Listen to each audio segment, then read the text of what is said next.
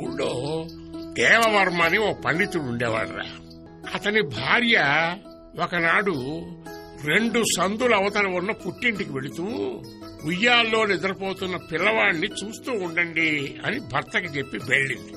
ఆ దేవవర్మ అలాగే అని పిల్లవాడి ఉయ్యాల దగ్గర ఒక ఆసనం వేసుకుని కూర్చొని రాసుకుంటూ కూర్చున్నాడు. పండితుడు కదా, మరి ఏదో రాస్తూనే ఉంటాడు అతను.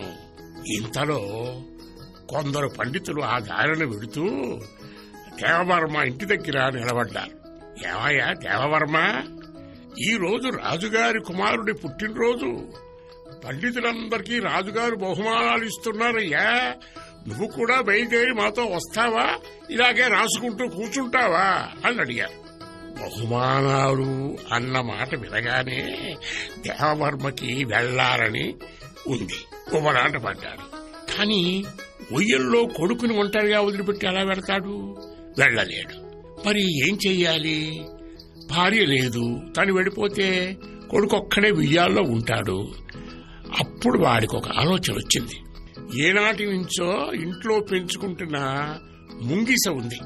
ఆ ముంగిసని లేపి పిల్లవాడిని జాగ్రత్తగా చూస్తూ ఉండు అని చెప్పి దేవవర్మ వాళ్లతో పాటే రాజసభకి వెళ్ళిపోయాడు. కొంతసేపటికి ఏమైందో తెలుసా?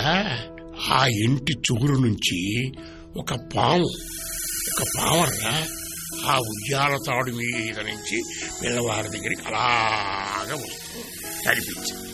అంతే. ఆ ముంగిస ఏం చేసింది? వెంటనే ఎగిరి ఆ పావుని కింద పడేసి మొక్కలుగా కొరికి చంపేసింది.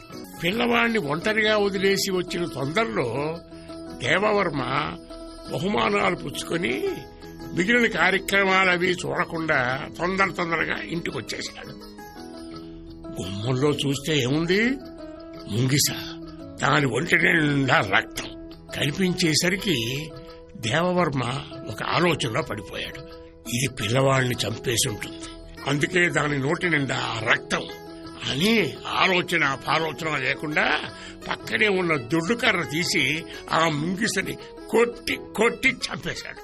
పిల్లవాడికి ఏమైందో లోపలికి వెళ్లి చూస్తే పిల్లవాడు చక్కగా హాయిగా నిద్రపోతూ ఉయ్యాల్లోనే ఉన్నాడు. కింద చచ్చిపడి ఉన్న పాము కనిపించింది. అప్పుడు కానీ అంత ఆ పండితుడికి అర్థం కాగా. అప్పుడు విషయం అర్థమైంది. అయ్యయ్యో, నిష్కారణంగా అనాలోచితంగా కుమారుడి ప్రాణాలు రక్షించిన ముంగిసను చంపేశానా?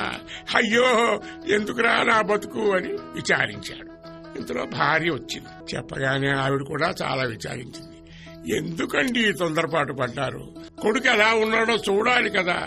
దాని నోటిలో రక్తం ఉంటే వెంటనే దాన్ని చంపేయడమేనా అని ఆవిడ కూడా బాధపడింది.